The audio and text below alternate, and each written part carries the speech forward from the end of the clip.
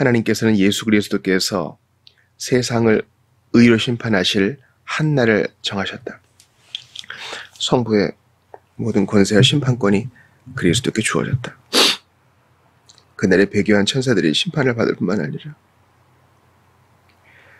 이 땅을 살아온 모든 사람들은 그리스도의 심판대 앞에 서게 되어 그들의 생각들과 말들과 행동들을 보고하고 선이든 악이든 그 육신의 모습으로 행한 모든 것들로 판단을 받게 된다. 아멘.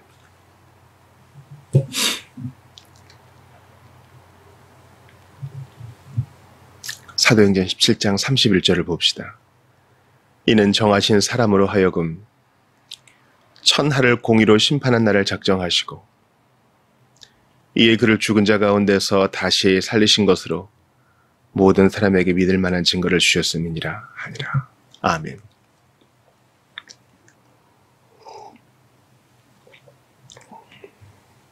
제2제 런던 신앙고백서 마지막 장입니다. 오늘과 내일에 이어서 이 32장을 보게 되면 그간 1장부터 달려온 이 여정을 마치게 됩니다. 이렇게 성경의 한 권의 강해를 끝내고 또 신앙고백서의 한 권을 이렇게 끝낼 때마다 좀 감회가 새로워요. 그리고 아까 기도한 것처럼 이건 당연한 것이 아니라 복이고 은혜요 특권이다 이런 생각을 합니다. 자비교회를 설립한 이유는 바로 여기에 있어요. 아주 개인적인 이유인데요. 자비교회를 설립한 취지는 하나님께서 새벽에 은혜를 주셨기 때문이에요. 저는 오히려 주일 설교를 나눌 때보다 새벽에 이렇게 적은 분량이지만 말씀을 차곡차곡 나누는 것이 제게 얼마나 큰 은혜와 얼마나 큰 채움과 눈이 열려짐이 있었는지 몰라요. 그래서 가장 많이 수혜를 입은 자가 바로 저입니다. 가장 큰 수혜자가 저죠. 그리고 주님이 열정을 주셔서 이거 끝나면 또 다음에 뭘 하고 싶다 이런 마음을 주세요. 이것은 분명히 기록으로 남아서 누군가에게 들려질 텐데 하나님께서 복 주시기를 바랍니다. 저는 이것을 이제 목금에 새벽에 나누고 토요일에는 웨스트민스터 신앙고백을 또 책나눔을 하는데요. 제가 이제 32장까지 준비하고 한 사람으로서 제2제 런던 신앙고백서와 웨스트민스터 신앙고백이 교회를 같이 한다는 것을 이제 어떤 2차전을 통해서가 아니라 스스로 체득하여 알게 되었어요. 정말 다른 부분은 아주 경미하다고 할 정도로 총대들은 마음이 하나였습니다. 그리고 성경을 보는 정말 하나님을 사랑하는 사람들의 시각이 이렇게 일치할 수 있구나. 여기에 큰 위안을 받았습니다. 그리고 편식하지 않고 성경의 교리를 처음부터 끝까지 잘 차곡차곡 씹어서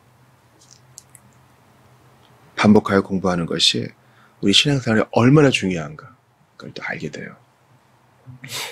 지금 최후의 심판에 대해서 보고 있는데 종말론에 대해서 또 심판론에 대해서 1년에 한 번은 배워야 돼요. 안 그러면 우리가 좋아하는 주제만 천착하게 되면 균형을 잃게 됩니다. 이단과 사이비의 시대에 우리가 살고 있기도 하고 우리 스스로가 시대의 유혹과 위협 앞에 놓여 있기 때문에 더욱더 진리로 무장하고 바른 교리의 체계를 견지해야 되겠어요. 방금 읽었던 사도행전 17장 31절은 심판을 분명히 전제합니다. 천하를 공의로 심판한 날을 작정하셨다. 그리고 그 증거를 무엇으로 주셨습니까?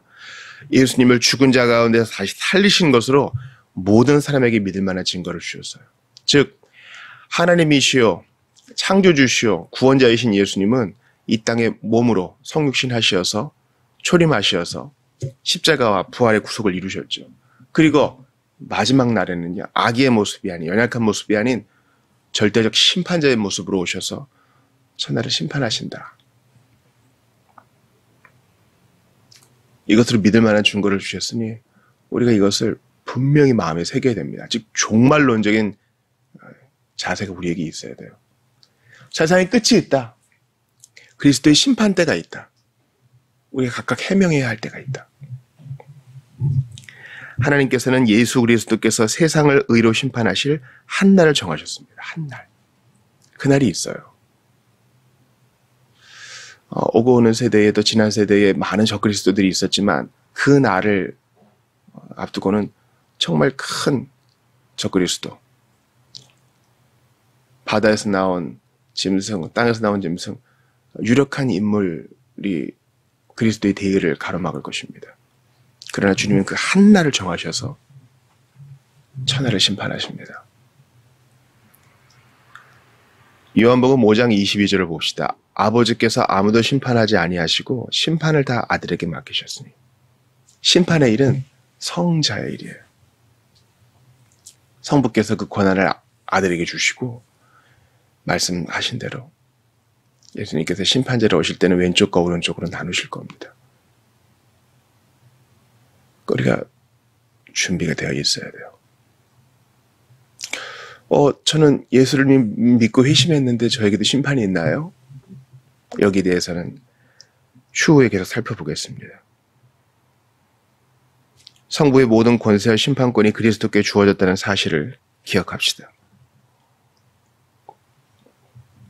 요한복음 5장 27절이에요. 또 인자됨으로 말미암아 심판하는 권한을 주셨느니라. 인자, 예수께서 사람의 몸을 입으셨죠. 그리고 사람의 몸으로 율법의 모든 요구를 준행하셨습니다. 그리고 사람의 몸으로 십자가 희생, 고난을 감내하셨습니다. 그것을 적극적 순종, 소극적 순종 이렇게 얘기하지만 그리스도의 인자됨으로 말미암아 심판하는 권세를 받으셔서 이제 한 날, 마지막 날에 그 고난을 실행하십니다. 그러니 깨어서 준비해야 됩니다. 예수님을 알지 못하는 자들은 경고를 받아야 돼요. 이날 여러분은 할 말이 준비되어 있습니까? 여러분은 이날 천국에 들어갈 확신이 있습니까? 죄 없다 말할 수 있습니까? 준비하셔야 됩니다. 어떻게 해요? 믿음으로, 믿고 회개함으로 준비하셔야 됩니다. 고린도전서 6장 3절 보세요. 우리가 천사를 판단할 것을 너희가 알지 못하느냐. 그러하거든 하물며 세상 일이랴.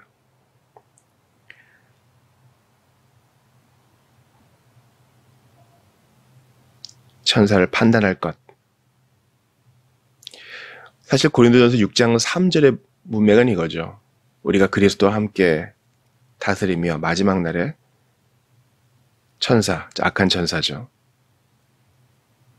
그 천사의 정죄를 선언하는 일에 그리스도와 함께 할 것인데 그런 지위를 우리에게 주셨고 또 이미 보좌에 앉히운 자로 우리를 세우셨는데 작은 일 너희가 해결하지 못하느냐.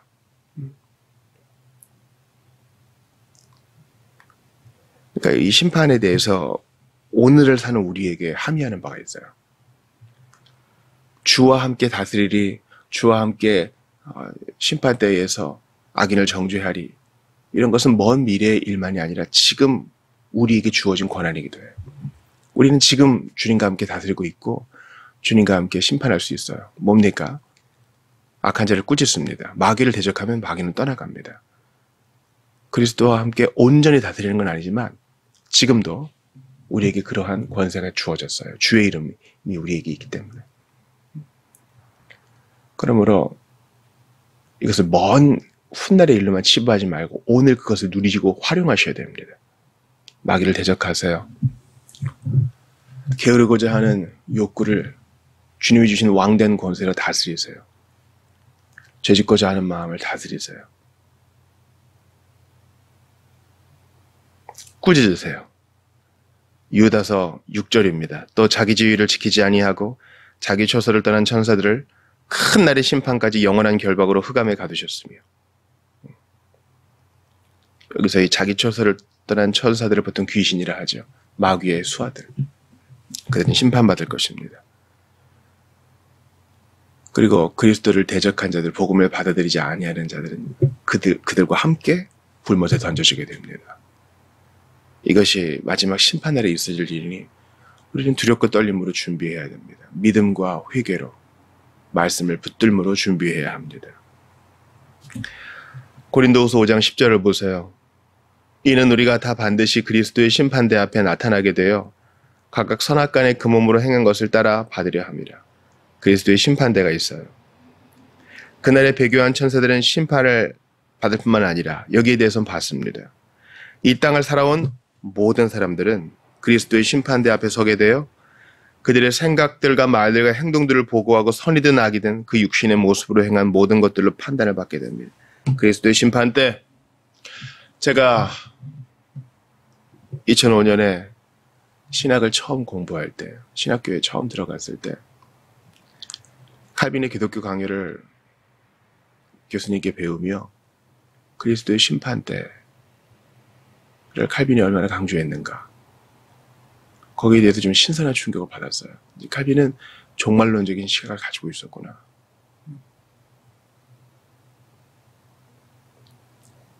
하나님의 사람들의 일기와 서신을 보면요, 내가 주님 앞에 이렇게 게으른 자로 인정될까 두렵습니다 하고 노구의 몸을 이끄는 하나님의 사람들을 봅니다.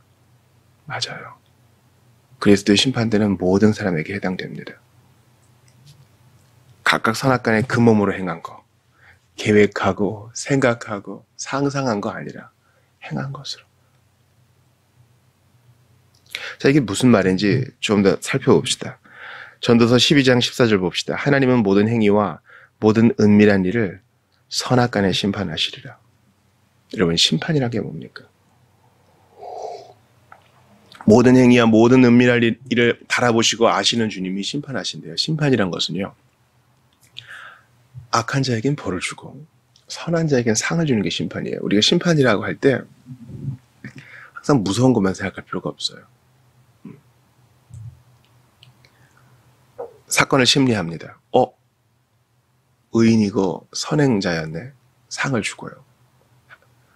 조사하고 심리했더니 악한 자입니다. 구형하는 것이 심판입니다. 심판은 공의로운 거예요. 심판은 우리가 피할 것이 아닙니다.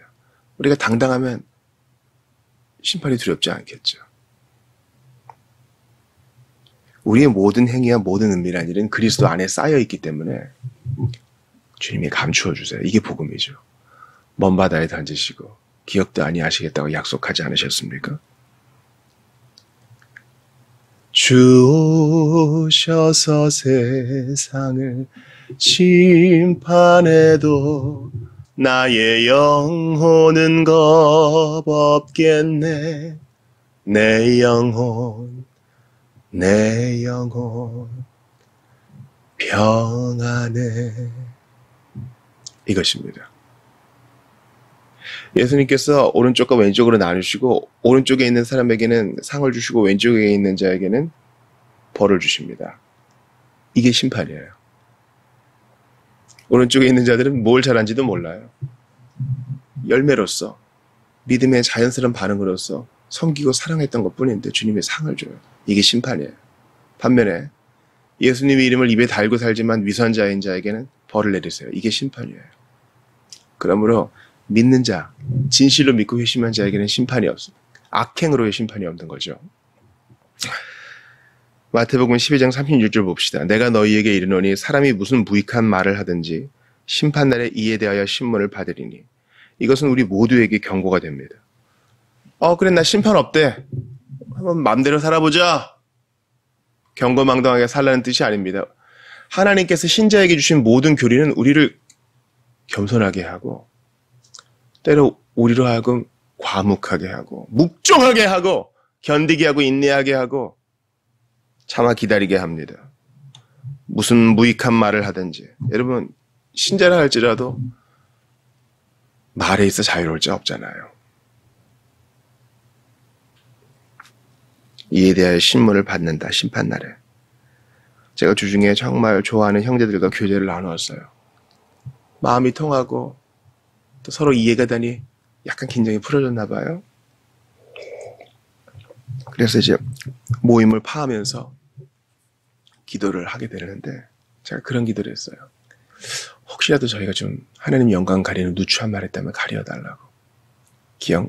기억하지도 않아주시고 우리도 거기에 매이지 않게 해달라.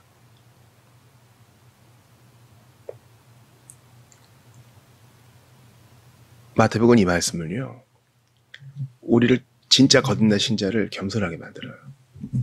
이날 주님께 대하여 할 말이 있어야 됩니다. 마지막 심판날에 우리 뭐라 그러겠어요? 저는 말과 생각과 행동으로 한 모든 것이 죄였습니다. 죄가 아닌 것이 없었습니다. 그러나 아버지께서 보내신 독생자 예수 그리스도께서 그 죄짐을 담당하셨으니 저는 예수님만 의지합니다. 이게 우리의 대답이어야 돼요.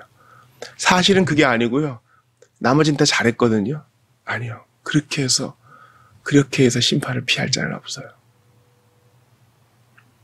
로마서 14장 10절 봅시다. 네가 어찌하여 내 형제를 비판하느냐? 어찌하여 내 형제를 업신여기느냐? 우리가 다 하나님의 심판대 앞에 서리라. 로마서의 말씀은 뭐예요? 너 형제 업신여겼지? 너 지옥불이야? 이거 얘기하려는 게 아니죠. 당신 구원받았습니까? 그런데 어떻게 형제를 업신여겨요? 이게 말이나 될 일입니까? 당신 믿음으로 의로운 땅을 받았습니까? 왜 형제를 비판하세요? 하나님의 심판대 앞에서 해명해야 됩니다. 이게 우리를 근심케 합니다.